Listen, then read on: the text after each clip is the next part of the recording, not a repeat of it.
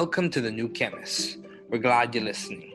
Feel free to download this podcast on Google Podcasts, Apple Podcasts, and Spotify. Here on The New Chemist, we discuss chemistry, which simply put is the science of change, as well as careers, community research, and COVID-19. We're happy you're tuning in. My guest today is Dr. Todd Golub. Thanks for joining me today. It is good to hear from you. Just briefly, I'll inform my audience about you.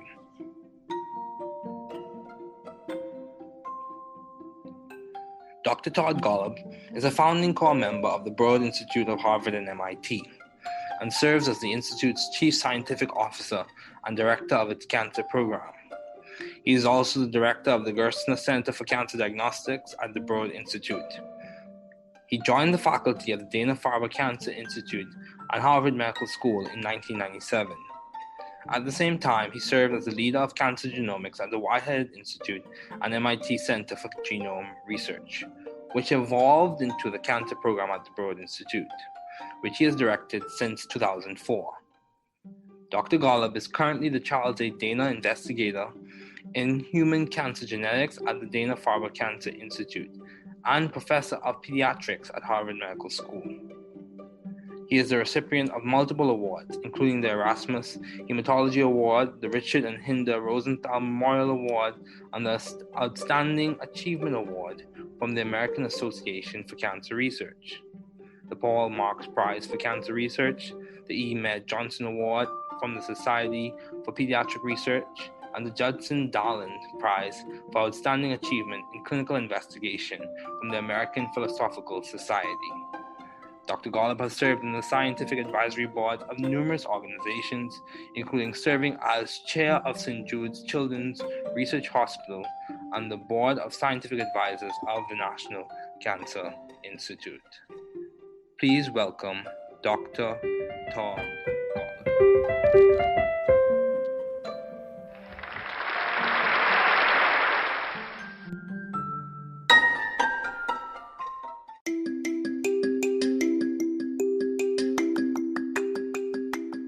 Okay, Dr. Golub, thanks for joining me today. It is good to have you on.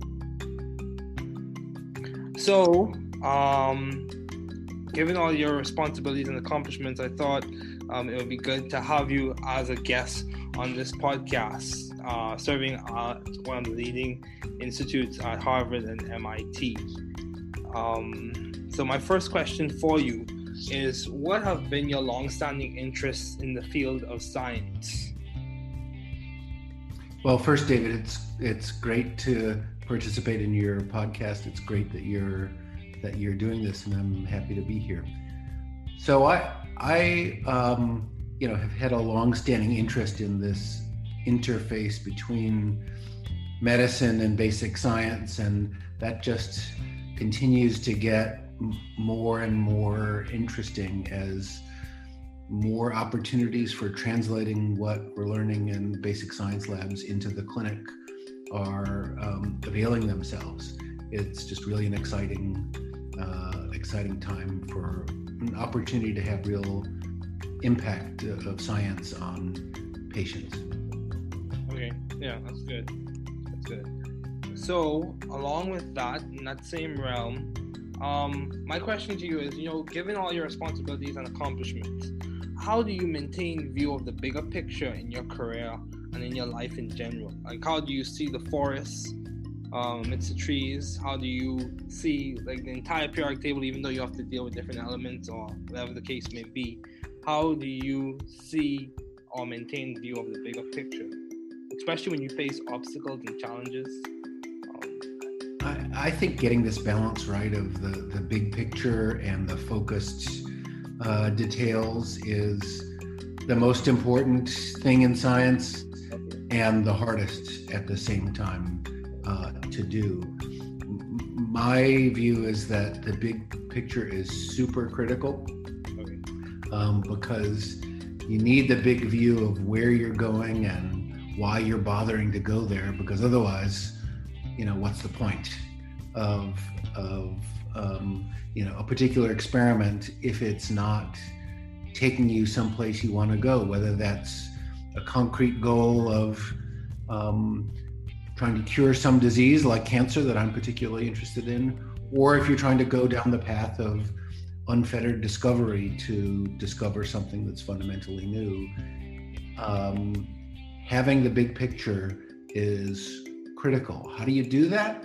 I'm not sure I have a recipe, except that the question that I like to ask myself and members of my lab all the time is, let's imagine that the experiment that you're planning now were to be as successful as you hope it will be. Okay. Will it make a difference? And will people care? In my view, the worst possible experiment or project is one that's successful in the narrow sense, but nobody cares. Nobody pays attention to it, doesn't really move the needle, doesn't impact the field. And so there we shouldn't be so excited about a project that is, successful in some way, but doesn't really advance the field. I'd rather strike out and not be successful on a really important project that has the potential to matter than do something that just doesn't make any difference. So I think trying to keep that eye on the ball on the big problem you're trying to solve and not be too distracted or demoralized when the shorter term obstacles pop up, as they always do. The goal isn't to solve the short term obstacles and problems. The goal is to solve some bigger picture question and persevere through the roadblocks that get in your way. Yeah, I completely agree. Perseverance is very important, especially in this time where a lot of people are facing different challenges, even in the academic sense, with classes being in a different format from what they used to, or in an economic sense with the loss of jobs. So, along the same lines, how have you been adaptive and or creative in the field of science? You work at one of the most prestigious schools. How have you been adaptive or creative? What project that you are currently working on or have worked on? What project would you say has been like the hallmark of your creativity, if you had to label one as such? Well, I'm so glad you asked this question about creativity, because I think creativity is just at the heart of pretty much all great science, Okay. Any aspect of science. And I think that concept of creativity comes as a surprise to many. I think many non-scientists think about science as, you must be really brilliant and or have kind of encyclopedic knowledge of scientific facts, and that's what they think science is, being a master of the universe of scientific details. And I suppose that stuff doesn't hurt, but it's certainly not enough. And so I think of what's most important in science is what you said, and that's creative thinking about a new approach to an old problem. For example, really trying to think in novel, out-of-the-box kind of ways. That's just super critical. And I think, I maybe have an extreme view of this, but I think that scientists should be surrounding themselves with other creative people, non-scientists, artists, for example. So, with that in mind, I helped start an artist in residence program at the Broad Institute, where we bring in every year one or two artists who are creative in their way. They're trying to look at the world through a new lens in their way and in their own language. And so we bring them in and have them hang out at the Broad Institute and talk to scientists with the hope that creative thinking very indirectly will have a benefit on the creative thinking of scientists at the Broad. Okay, wow, that's commendable. So my question to you is along the same lines. So it's quite clear that you have been successful in terms of the additive process when it comes to research and projects in your lab. So how do you go about coming up with ideas for research? do you like reference old literature and review the previous literature and get insight from the past, or is it just like you get a spark of insight or innovation? How do you go about coming up with new ideas for you to do research on, you in your lab? So that's an interesting question, and I don't have a process for it. Okay. And I would say that the steps in getting to a great idea for a new project, at least for me, tends to be kind of long and hard, and involve discarding a lot of ideas that maybe at first seemed like they were awesome, but then on further scrutiny, either by me or more commonly by someone in the lab, a postdoc or a student, and other scientists, when they press on that idea, come to discover, it's not actually a great idea, or it's a great idea in principle, but in practice, there's no way to really actualize it. Okay. So, and I think this is sometimes frustrating to people, like new people starting relatively early in their research careers, who have this expectation that, these ideas for a great project are supposed to come really easily, and you should be able to go quickly from the kernel of an idea to the execution of a project. And they get frustrated when this process of refining and pressing on an idea until you get it really right, they get frustrated when that takes time. And I think that amount of time, whatever it takes, is well worth it. Okay. Rather than rushing to just start executing on a project idea before you've really thought about its potential upside and the potential risks with it. Now, it's also an interesting question, how does that process of coming up with a great project idea relate to the past versus the future? On the one hand, if you're totally ignorant of the past, you're at risk of just doing the same experiment someone else has done and failing at it again. On the other hand, if you're too hamstrung by what's come before and you only base what you're going to do based on the next step that seems obvious given what's already been done, I think that kind of limits your scope. Okay. And so for me, most projects actually don't start with a review of the literature. They think in a completely blue sky about what might be possible in the future, and then go back and ask, okay, this seems like a really good idea. Has nobody really ever done this before? And then scour the literature to sort it out. I think that's, at least for me, a better order. Okay. Start with the big idea and then fit onto that big idea what's come before, rather than try to piece together a project based on the past. Okay. Yeah, that's good. That's good. So, I would say many people would say or argue that Harvard or MIT, those are good institutions for students to thrive scientifically and intellectually. So how have you sought, or how did you find this good environment for you to thrive scientifically and intellectually? What did it just happen through serendipity, or was it the grind or grit? How did you go about finding a good environment for you to thrive? Yeah, so I think this question about scientific environment is really critical, Okay. and maybe the most critical thing to think about. Often when people are leaving our group to take up, for example, faculty positions elsewhere or scientist commission positions in companies, sometimes they come with a spreadsheet that says, okay, here's how many dollars are being offered from this university and that university, and here's how many square feet of space I would have in this position versus that position. What do you think? And my answer is almost invariably,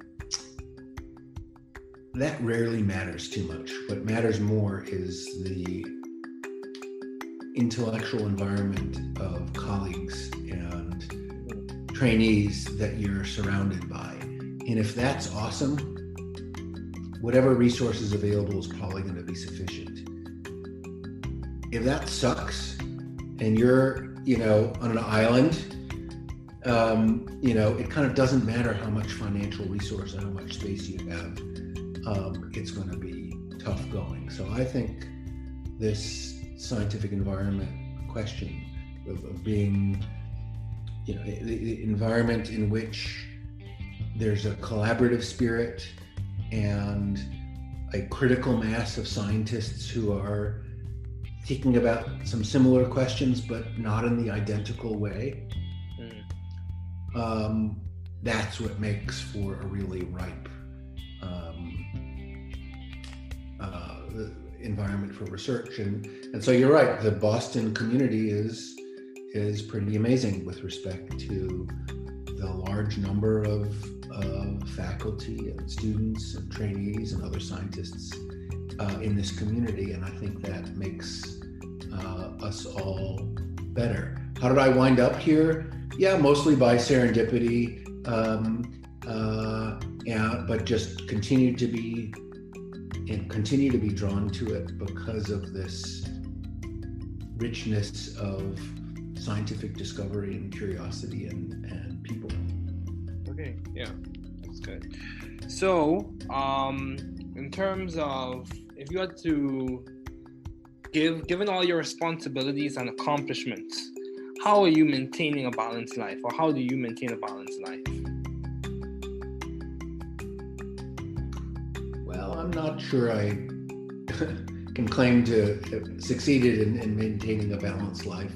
I think for some people, dividing their life into work and non-work personal life with a bright line between the two is what makes them happy and is effective. My brain doesn't work that way, for better or for worse, and so I tend to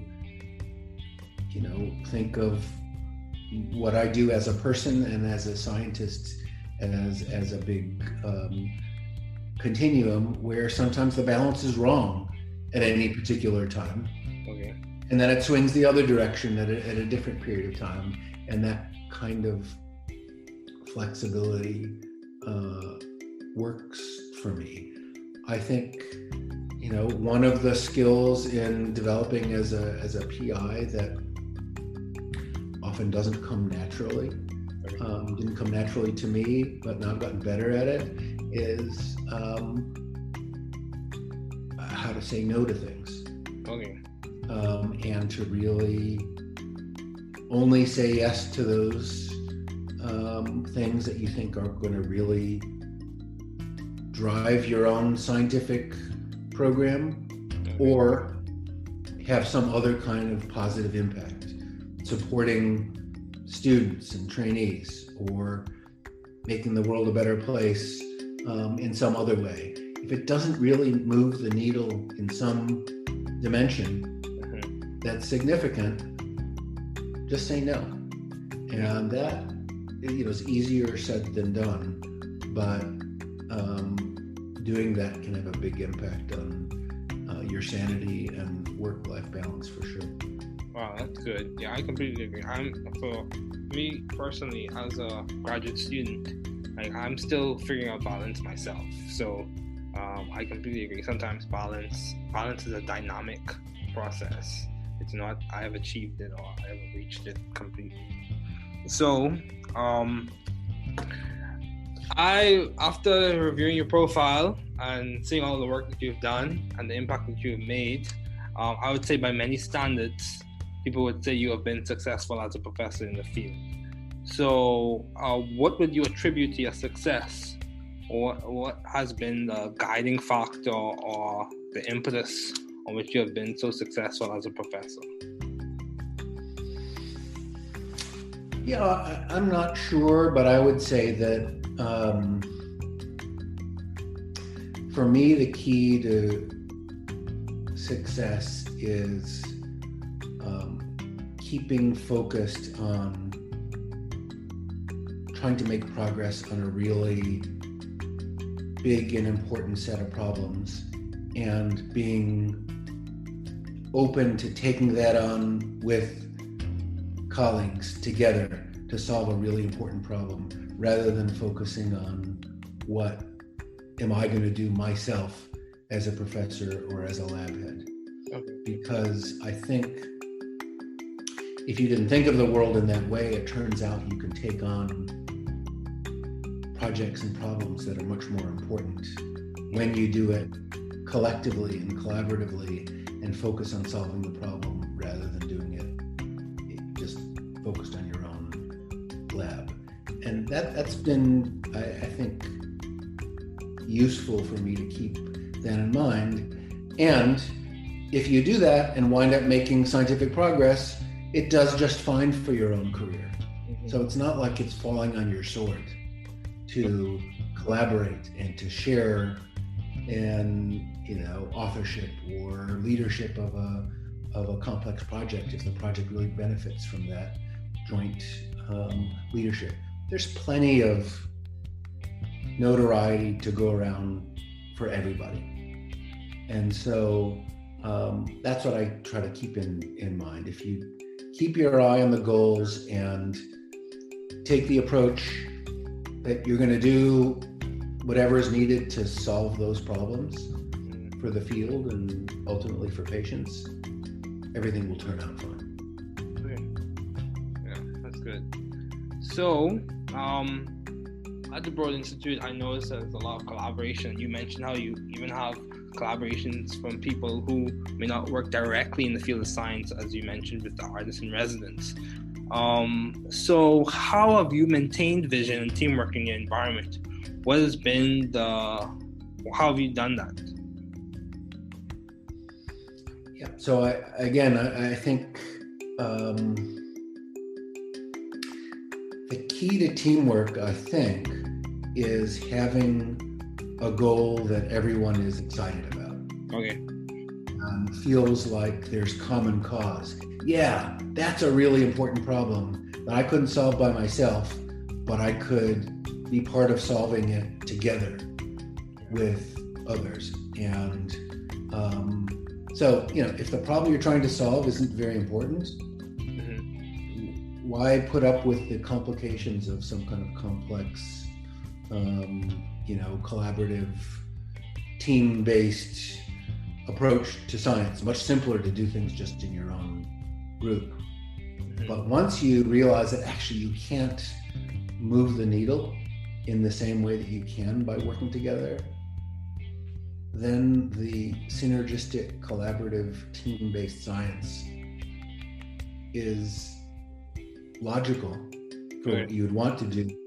And you're happy to put up with the occasional complexities of, sometimes decision-making is less straightforward when you have multiple leaders working together to solve a problem than it is if you just have an individual leader. Oh well, that's part of the cost of taking on a project which, if successful, will really change the world. And that's a trade-off I'm more than willing to take.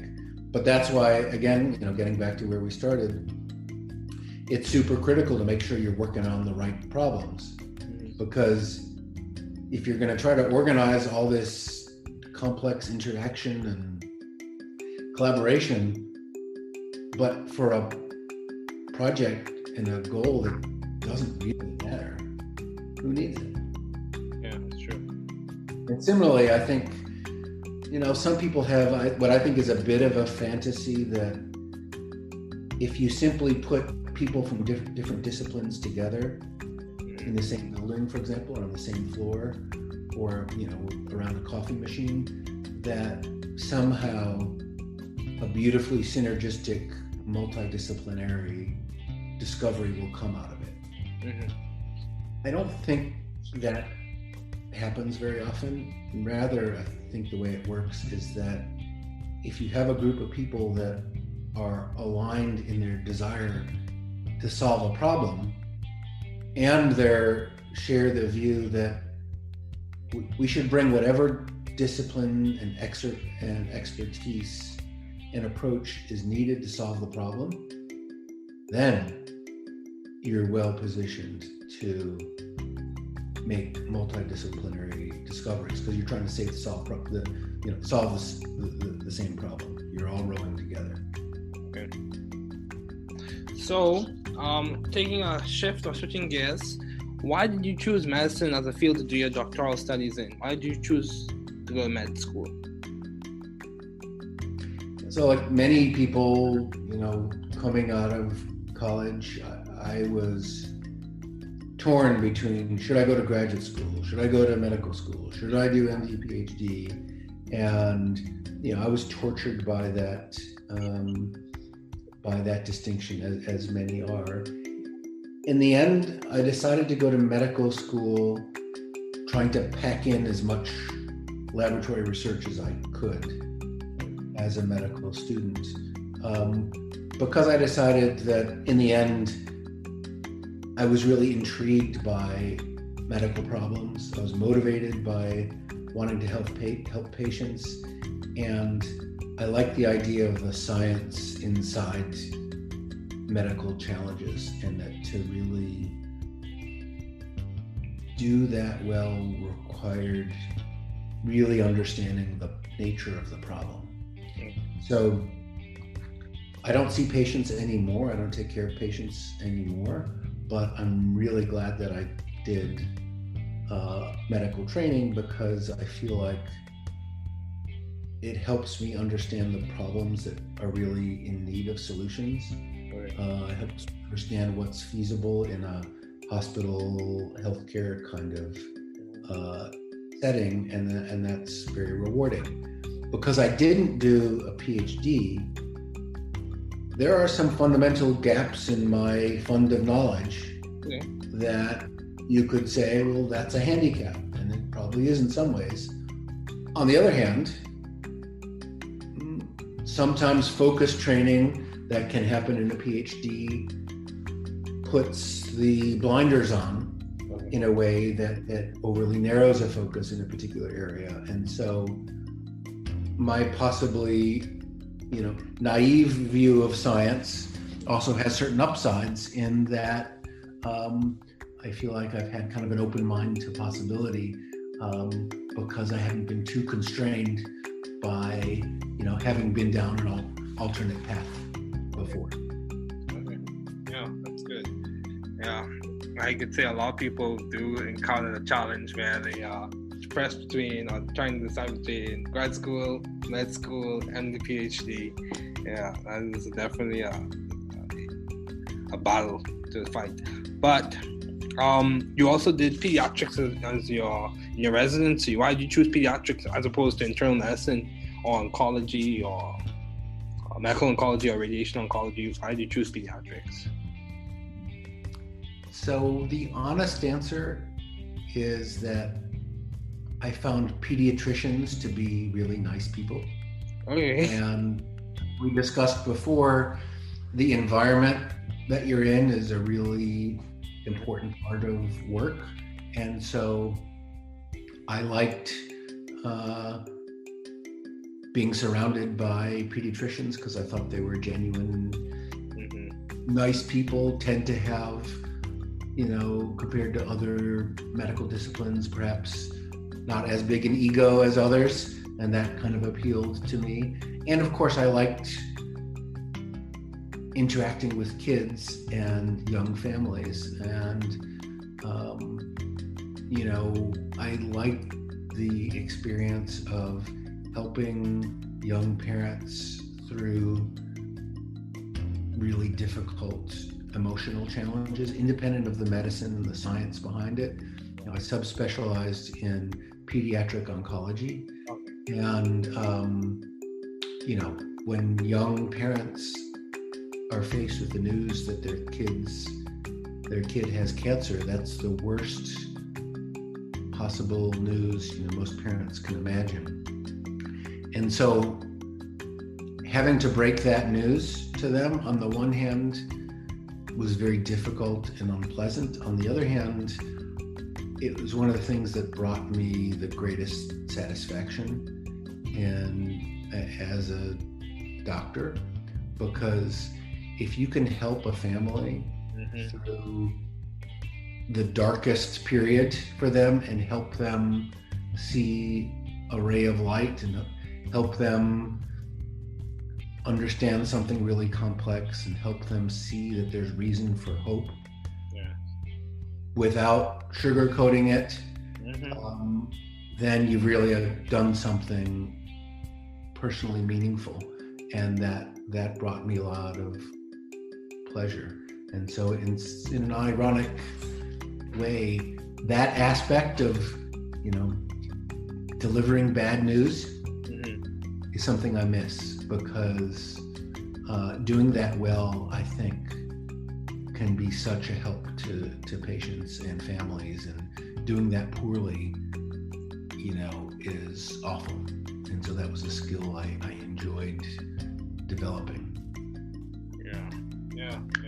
I actually have a relative who's a pediatrician, and he echoes some of the same sentiments in that, my dad is a pediatrician. He echoes some of the same sentiments in that one of the things he enjoys seeing is how resilient children can be, even in the midst of facing those challenges with diseases and stuff like that. So, no, their kids are amazing, both emotionally, in what they often, unfortunately, have to endure, and medically, they're amazingly resilient. Their bodies are amazingly resilient and adaptive, and so there's also some really interesting science in there as well. I agree. So as we conclude, do you have any advice to those wanting to pursue the field you are currently working in, studying in, matriculating in? If you had to give advice to whether it be scientists who are facing challenges in the midst of COVID, or undergraduates who aspire to a profession that you're working in any of those areas, what advice would you give? I would say that to remind everyone to think about impact. And what can you do with your life that will maximize your impact in a field, on the world, and then do whatever it takes to have that impact. If you're heading down a path that in science that feels like, even if in the short term it's successful, the impact is minimal, that's not great. And it's worth stepping back and asking, what could I be doing in a different direction that can't guarantee big impact? Because if you want guarantees, you're not going to have big impact. The guaranteed successes gives you incremental success. It doesn't give you the really dramatic impact that I think we'd all like to have. And so that means being willing to take on some risk. And I think that's okay and good. But just make sure that the potential for big impact is there, because if it's not, you should be using your talent and your brilliance and your creativity and your motivation and hard work. You should be putting all those skills to work on something more important. I agree. So, Dr. Golub, thank you so much for joining me today. It was good to have you on.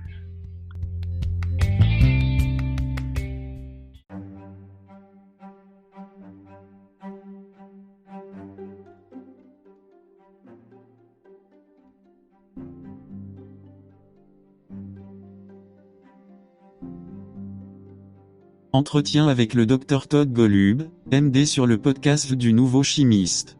David Ferguson. Interview de David Ferguson, Hackbridge Fellow et GEM Fellow avec le Dr Todd Golub, MD, directeur du Broad Institute de l'Université de Harvard et du Massachusetts. David Ferguson. Mon invité aujourd'hui est le Dr Todd Golub. Merci de m'avoir rejoint aujourd'hui. C'est bon d'avoir de tes nouvelles. Brièvement, je vais informer mon auditoire de vous. Le Dr Todd Golub est un membre fondateur du Broad Institute de Harvard et du MIT, et occupe le poste de directeur scientifique de l'Institut et de directeur de son programme de lutte contre le cancer. Il est également directeur du David Ferguson Gerstner Center for Cancer Diagnostic et le Broad Institute. Il a rejoint le corps professoral du Dana-Farber Cancer Institute de la Harvard Medical School en 1997. Parallèlement, il a occupé le poste de responsable de la génomique du cancer au Whittea Institute et du MIT Center for Genome Research, qui est devenu le programme de lutte. David Ferguson. Dirigé depuis 2004. Le Dr Golub est actuellement chercheur Charles Dana et génétique du cancer humain au Dana-Farber Cancer Institute et professeur de pédiatrie à la Harvard Medical School. Il est récipiendaire de plusieurs prix, dont le prix Erasmus en hématologie, le prix commémoratif Richard et Ida Rosenthal, l'un des prix pour réalisations exceptionnelles de l'American Association for David Ferguson. Le prix Paul Marks pour la recherche sur le cancer. Le prix Emea Johnson de la Society for Pediatric Research, et le prix Judson Darlan pour réalisation exceptionnelle en recherche clinique de l'American Philosophical Society. Le Dr Golub a siégé au conseil consultatif scientifique de nombreuses organisations, notamment en tant que président du St Jude Children's Research Hospital. David Ferguson, conseiller de l'Institut national du cancer. Veuillez accueillir le Dr Golub. David Ferguson. Ok, Dr Golub, merci de m'avoir rejoint aujourd'hui. C'est bon de vous avoir. Donc, compte tenu de toutes vos responsabilités et réalisations, j'ai pensé qu'il serait bon de vous avoir comme invité sur ce podcast servant dans l'un des principaux instituts de Harvard et du MIT. David Ferguson. Donc, ma première question pour vous est de savoir quels ont été vos intérêts de longue date dans le domaine de la science. Dr Todd Golub, MD. Bon, d'abord, David, c'est super de participer à ton podcast, c'est super que tu fasses ça et je suis content d'être là. Donc, vous savez, je m'intéresse depuis longtemps à cette interface entre la médecine et la science fondamentale. Dr Todd Golub, MD. Et cela continue de devenir de plus en plus intéressant à mesure que de plus en plus d'opportunités de traduire ce que nous apprenons dans les laboratoires de sciences fondamentales en clinique se présentent. C'est vraiment une période passionnante pour avoir l'opportunité d'avoir un impact réel de la science sur les patients. David Ferguson. Ouais, c'est bon, c'est bien. Donc, parallèlement à cela, dans ce même domaine, ma question pour vous est, vous savez, compte tenu de toutes vos responsabilités et réalisations, comment maintenez-vous une vue d'ensemble de votre carrière et de votre vie en général? Comment voyez-vous la forêt pour les arbres? David Ferguson. Comment voyez-vous l'ensemble du tableau périodique même si vous devez gérer différents éléments ou quoi que ce soit? Comment voyez-vous ou maintenez-vous une vue d'ensemble, en particulier lorsque vous faites face à des obstacles et à des défis? Dr Todd Golub, MD. Je pense que trouver le bon équilibre entre la vue d'ensemble et les détails ciblés est la chose la plus importante en science et la plus difficile. En même temps, pour faire, mon point de vue est que la vue d'ensemble est super critique parce que vous avez besoin d'une vue d'ensemble de l'endroit où vous allez et pourquoi vous vous donnez la peine d'y aller. Dr Todd Golub, MD. Parce que sinon, vous savez, à quoi sert, vous savez, une expérience particulière si elle ne vous emmène pas là où vous voulez aller, que ce soit un objectif concret d'essayer de guérir une maladie comme le cancer qui m'intéresse particulièrement, ou si vous essayez d'emprunter la voie de la découverte sans entrave pour découvrir quelque chose de fondamentalement nouveau. Dr Todd Golub, MD. Avoir une vue d'ensemble est essentiel. Comment tu fais ça? Je ne suis pas sûr d'avoir une recette, sauf la question que j'aime me poser ainsi qu'aux membres de mon labo tout le temps. Imaginons que l'expérience que vous planifiez maintenant, soit aussi réussie que vous l'espérez sera. Dr Todd Golub, MD. Cela fera-t-il une différence? Et les gens s'en soucieront-ils? Je pense que la pire expérience ou projet possible est celui qui réussit au sens étroit du terme, mais personne ne s'en soucie, personne n'y prête attention, il ne déplace pas vraiment l'aiguille et n'a pas d'impact sur le champ. Dr Todd Golub, MD. Et donc là on ne devrait pas être si excité par un projet qu'il est, tu sais, réussi d'une certaine manière, mais ne fait pas vraiment progresser le domaine. Je préfère me lancer et ne pas réussir sur un projet vraiment important qui a le potentiel d'avoir de l'importance, puis faire quelque chose qui ne fait aucune différence. Dr Todd Golub, MD. Je pense donc essayer de garder un œil sur la balle et le gros problème que vous essayez de résoudre et ne pas être trop distrait ou démoralisé lorsque les obstacles à court terme surgissent comme ils le font toujours. Le but n'est pas de résoudre les obstacles et les problèmes à court terme. Dr Todd Golub, MD. L'objectif est de résoudre une question plus vaste et de persévérer à travers les obstacles qui se dressent sur votre chemin. David Ferguson. Ouais, je suis complètement d'accord. La persévérance est très importante, surtout en cette période où beaucoup de gens sont confrontés à des défis différents, même au sens académique, avec des cours présentés dans un format différent de ce qu'ils avaient l'habitude de faire ou un sens économique avec perte d'emploi. David Ferguson. Dans le même ordre d'idées, comment avez-vous été adaptatif et ou créatif dans le domaine scientifique ? Vous travaillez dans l'une des écoles les plus prestigieuses. Comment avez-vous été adaptatif ou créatif ? Sur quel projet travaillez-vous actuellement ? Où avez-vous travaillé ou comment avez-vous travaillé ? David Ferguson. Selon vous, quel projet a été la marque de votre créativité si vous deviez en nommer un comme tel ? Dr Todd Golub, MD.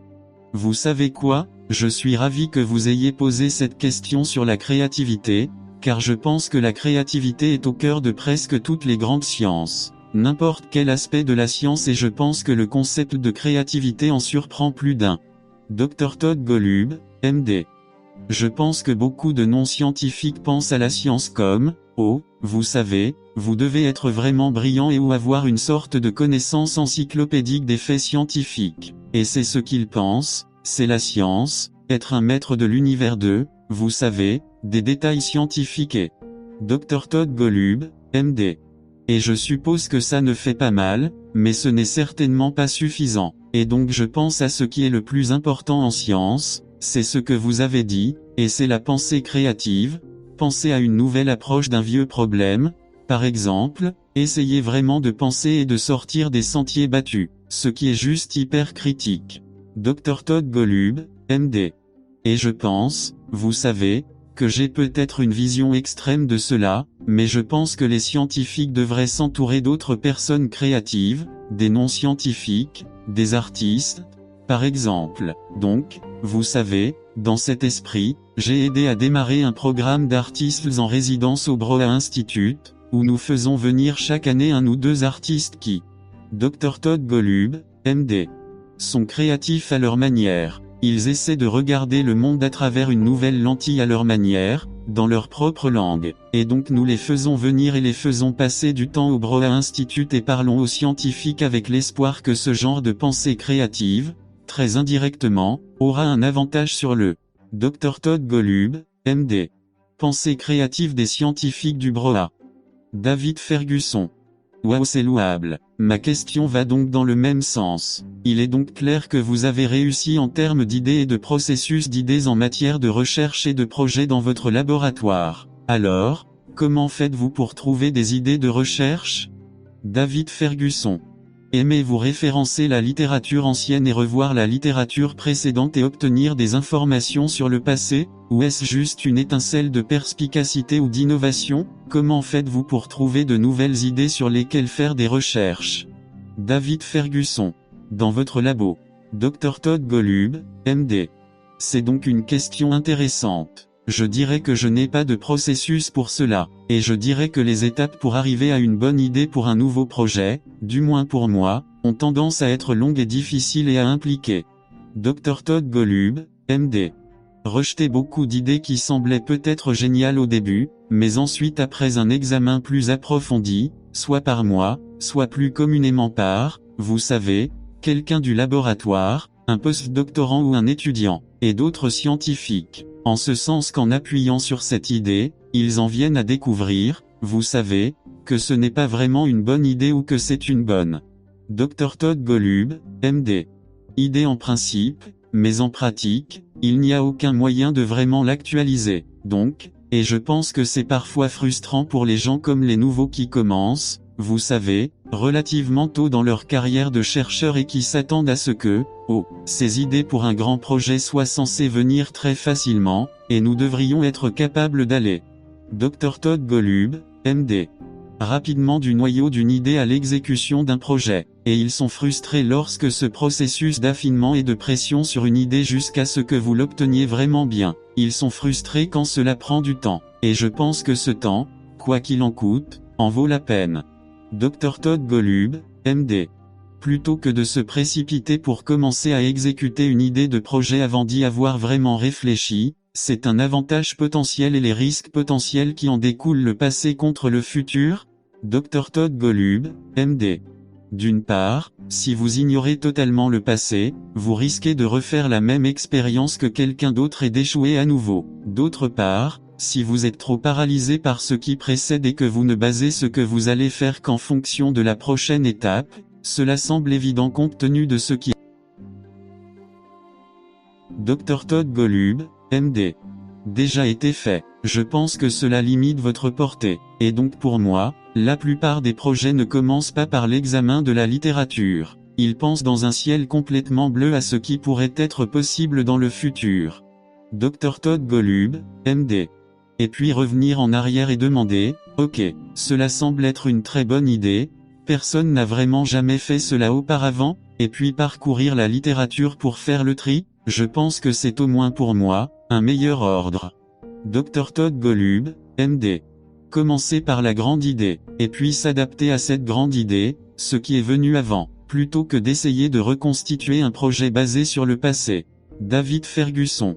Ouais, c'est bon, c'est bien. Je dirais donc que beaucoup de gens verraient ou soutiendraient que Harvard ou le MIT sont de bonnes institutions pour que les étudiants s'épanouissent scientifiquement et intellectuellement. Alors, comment l'avez-vous cherché ou comment avez-vous trouvé ce bon environnement pour vous épanouir scientifiquement et intellectuellement? David Ferguson. Était-ce un hasard, ou était-ce la mouture ou le grain? Comment avez-vous fait pour trouver un bon environnement pour vous épanouir? Dr Todd Golub, MD.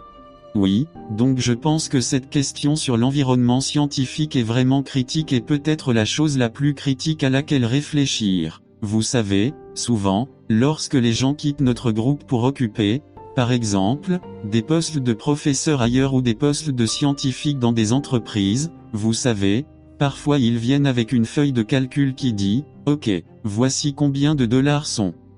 Dr Todd Golub, MD. Offert par cette université et cette université, et voici combien de pieds carrés d'espace j'aurai dans cette position par rapport à cette position. Qu'en penses-tu? Et ma réponse est presque invariablement, cela importe rarement trop, mais ce qui importe le plus, c'est l'environnement intellectuel des collègues et des stagiaires qui vous... Dr Todd Golub, MD.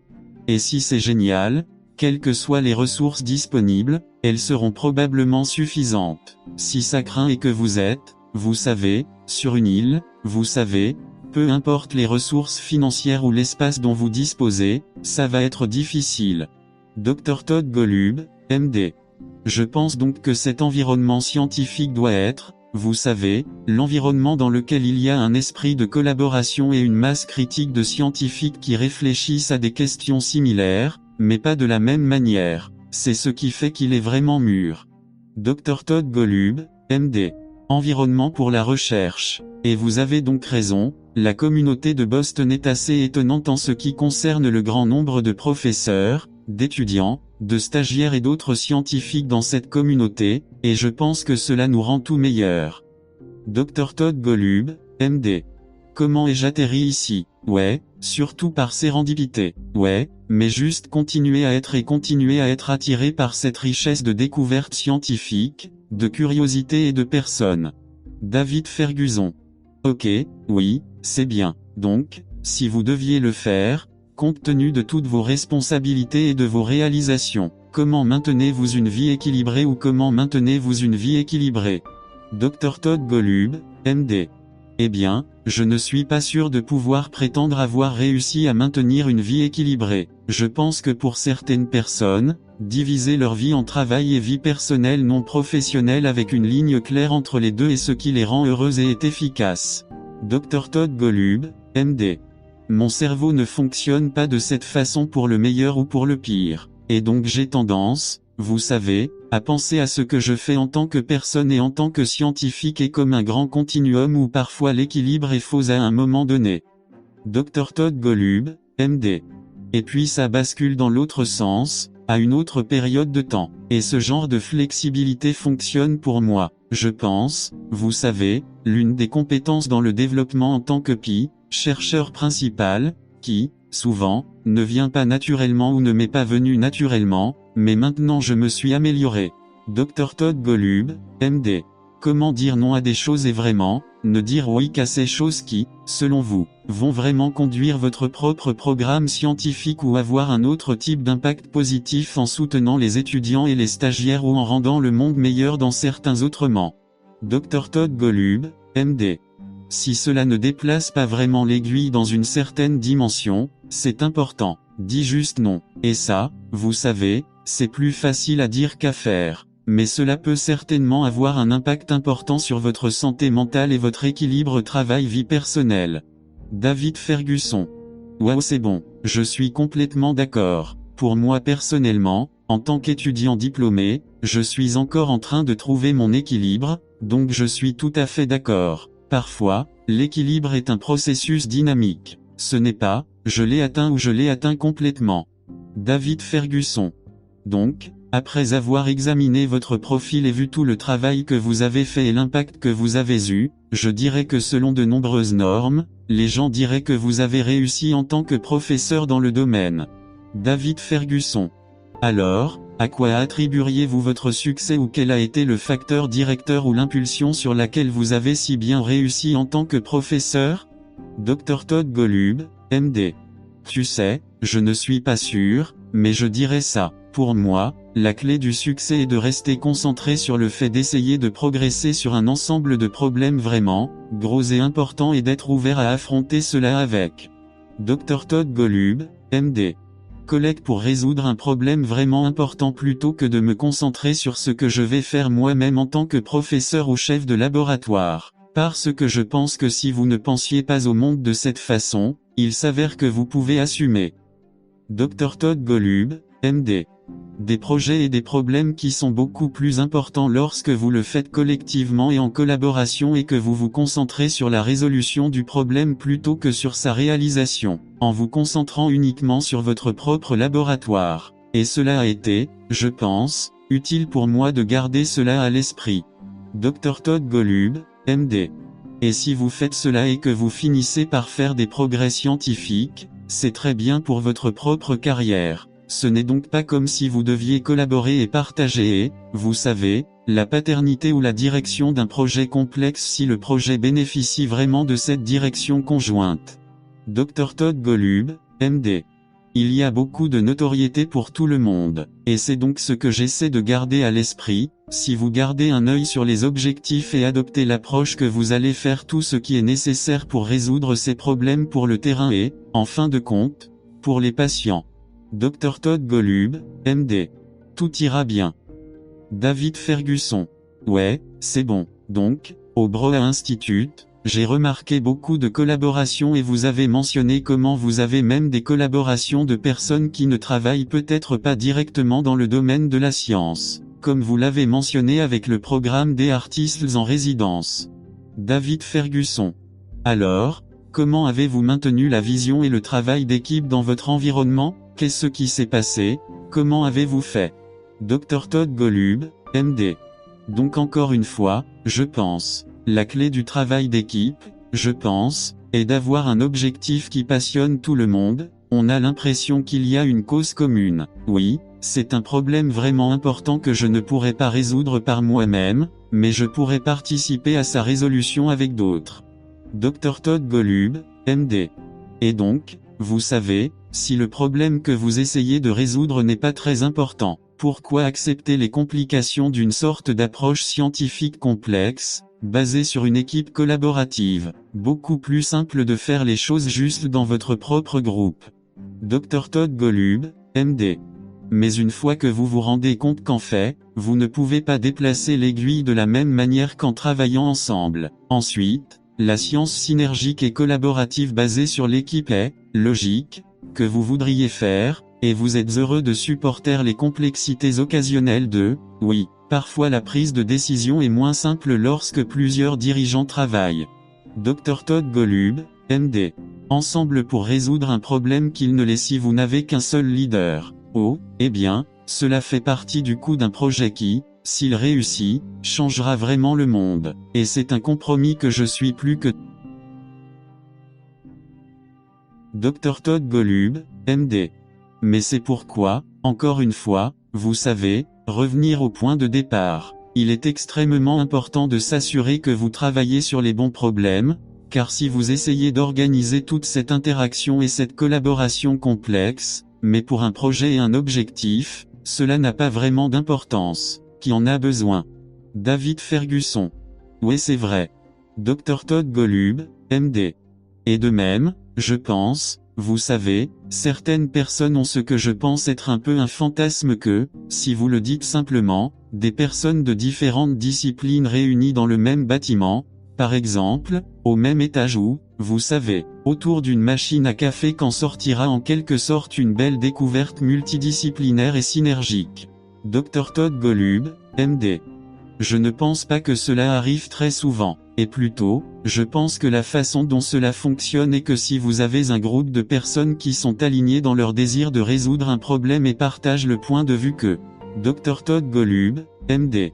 Nous devons apporter toute la discipline, l'expertise et l'expertise nécessaires pour résoudre le problème. Alors vous êtes bien placé pour faire des découvertes multidisciplinaires parce que vous essayez de résoudre, vous savez, de résoudre le même problème. Vous ramez tous ensemble. David Ferguson. Alors, en prenant un quart de travail ou en changeant de vitesse, pourquoi avez-vous choisi la médecine comme domaine pour faire vos études doctorales et pourquoi avez-vous choisi d'aller à l'école de médecine? Dr Todd Golub, MD. Donc, comme beaucoup de gens, vous savez, en sortant de l'université, j'étais déchiré entre, devrais-je aller à l'école doctorale, devrais-je aller à l'école de médecine, devrais-je faire un doctorat en médecine et, vous savez, j'ai été torturé par cela, par cette distinction comme beaucoup le sont. Dr Todd Golub, MD. En fin de compte, j'ai décidé d'aller à l'école de médecine en essayant de faire autant de recherches en laboratoire que possible en tant qu'étudiant en médecine, car c'est ce que j'ai décidé à la fin. J'étais vraiment intrigué par les problèmes médicaux. J'étais motivé par le désir d'aider les patients. Dr Todd Golub, MD. Et j'aimais l'idée de la science à l'intérieur des défis médicaux et que pour vraiment, bien faire cela, il fallait vraiment comprendre la nature du problème. Donc je ne vois plus de patients, je ne m'occupe plus de patients, mais je suis vraiment content de l'avoir fait, une formation médicale, parce que j'ai envie. Dr Todd Golub, MD. Cela m'aide à comprendre les problèmes qui ont vraiment besoin de solutions. Je comprends ce qui est faisable dans un hôpital, un établissement de soins de santé et c'est très gratifiant. Cependant, parce que je n'ai pas fait de doctorat, il y a des lacunes fondamentales dans mon fond de connaissances dont vous pourriez dire, eh bien, c'est un handicap, et c'est probablement dans certains. Dr Todd Golub, MD. Façon. D'autre part, parfois, une formation ciblée qui peut se produire dans un doctorat met les œillères de manière à réduire trop l'attention dans un domaine particulier. Et donc, ma vision peut être, vous savez, naïve de la science a aussi certains avantages à... Dr Todd Golub, MD. J'ai l'impression d'avoir eu l'esprit ouvert aux possibilités parce que je n'ai pas été trop limité par, vous savez, avoir emprunté une voie alternative. David Ferguson. D'accord. Ouais, c'est bon. Oui, je pourrais dire que beaucoup de gens rencontrent un défi lorsqu'ils choisissent peut-être entre une école doctorale, une école de médecine et un doctorat en médecine. Ouais, c'est définitivement une bataille à mener. Cependant, pour votre résidence, pourquoi avez-vous choisi la pédiatrie plutôt que la médecine interne, l'oncologie ou la... David Ferguson. Oncologie ou radio-oncologie, pourquoi avez-vous choisi la pédiatrie? Dr Todd Golub, MD. Donc, La réponse honnête est que j'ai trouvé les pédiatres très gentils et nous avons discuté avant que l'environnement dans lequel vous vous trouvez est une partie très importante du travail. Et donc j'ai aimé être entouré de pédiatres parce que je pensais qu'ils étaient authentiques, les gens sympas ont tendance à avoir, vous savez, par rapport à d'autres disciplines médicales, peut-être pas aussi gros. Dr Todd Golub, MD. Un ego comme les autres, et ça me plaisait. Et bien sûr, j'ai aimé interagir avec les enfants et les jeunes familles, et, vous savez, j'aime l'expérience d'aider les jeunes parents à surmonter des défis émotionnels vraiment difficiles, indépendamment de la médecine et de la science qui les sous-tendent. Dr Todd Golub, MD. Vous savez, je me suis sous-spécialisé en oncologie pédiatrique. Et vous savez, quand de jeunes parents sont confrontés à la nouvelle que leur enfant a un cancer, c'est la pire des nouvelles possibles, vous savez, la plupart des parents peuvent imaginer, et donc, devoir leur annoncer cette nouvelle, d'un seul coup était très difficile et désagréable. Dr Todd Golub, MD. D'un autre côté, c'était l'une des choses qui m'a apporté la plus grande satisfaction et en tant que médecin, parce que si vous pouvez aider une famille à traverser la période la plus sombre pour eux, et les aider à voir un rayon de lumière et les aider. Dr Todd Golub, MD. Comprendre quelque chose de vraiment complexe et les aider à voir qu'il y a des raisons d'espérer. Ouais, sans édulcorer, alors tu as vraiment fait quelque chose, de sens personnel et ça m'a apporté beaucoup de plaisir. Et donc, d'une manière ironique, cet aspect de, vous savez, annoncer de mauvaises nouvelles est quelque chose qui me manque, parce que le faire bien, je pense que cela peut être. Dr Todd Golub, MD. Une telle aide aux patients et aux familles et faire ça mal, vous savez, c'est affreux. Et c'était donc une compétence que j'aimais développer. David Ferguson. Ouais, en fait, j'ai un père qui est pédiatre, Dr W Ferguson, MD, père, et il fait écho à certains des mêmes sentiments à ce sujet. Oui, mon père est pédiatre. Il a fait écho à certains des mêmes sentiments, et c'est l'une des choses qu'il aime voir, c'est à quel point les enfants peuvent être. David Ferguson. Même au milieu de ces défis avec des maladies et des trucs comme ça. Dr Todd Golub, MD. Vous savez, leurs enfants sont incroyables à la fois émotionnellement et ce qu'ils doivent souvent endurer et, vous savez, médicalement, ils sont incroyablement résistants et leur corps est incroyablement adaptatif. Vous savez, il y a aussi de la science vraiment intéressante là-dedans. Dr Todd Golub, MD. Je suis d'accord. David Ferguson. Alors que nous concluons, avez-vous des conseils à donner à ceux qui souhaitent poursuivre le domaine dans lequel vous travaillez actuellement, étudiez ou vous inscrivez-en? Si vous deviez donner des conseils, que ce soit des scientifiques qui font face à des défis, au milieu de Covid ou des étudiants de premier cycle qui veulent ou aspirent à une profession dans laquelle vous travaillez et tout. David Ferguson. De ces domaines, quels conseils donneriez-vous? Dr Todd Golub, MD. Je dirais cela pour rappeler à tout le monde de penser à l'impact. Comment? Que pouvez-vous faire de votre vie pour maximiser votre impact dans un domaine sur le monde? Et puis faites tout ce qu'il faut pour avoir cet impact si vous vous dirigez vers un chemin. Dr Todd Golub, MD. Que dans la science, qui se sent comme, même si à court terme, c'est réussi, l'impact est minime, ce n'est pas énorme, et cela vaut la peine de prendre du recul et de se demander ce que je pourrais faire dans une direction différente qui ne peut pas garantir un grand impact? Dr Todd Golub, MD. Parce que si vous voulez des garanties, vous savez que vous n'aurez pas un grand impact. Les succès garantis vous donnent un succès progressif. Cela ne vous donne pas l'impact vraiment dramatique que je pense que nous aimerions tous avoir. Et donc cela signifie être prêt à prendre des risques. Dr Todd Golub, MD. Et je pense que c'est ok et bon, mais assurez-vous simplement que le potentiel d'un grand impact est là, car si ce n'est pas le cas, vous devriez utiliser votre talent, votre intelligence, votre créativité, votre motivation et votre travail acharné. Dr Todd Golub, MD. Vous devriez mettre toutes ces compétences au service de quelque chose de plus important. David Ferguson.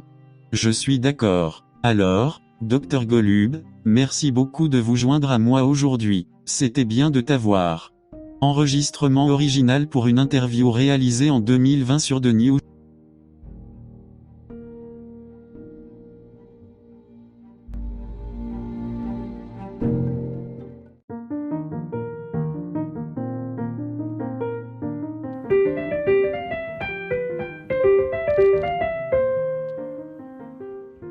Thanks for listening. We're glad you were able to tune into this podcast. Once again, this is The New Chemist, where we discuss chemistry, which simply put is the science of change, as well as the other sciences, careers, community, research, and COVID-19. Thanks again for listening. Note, the views on this podcast represent those of my guests and I.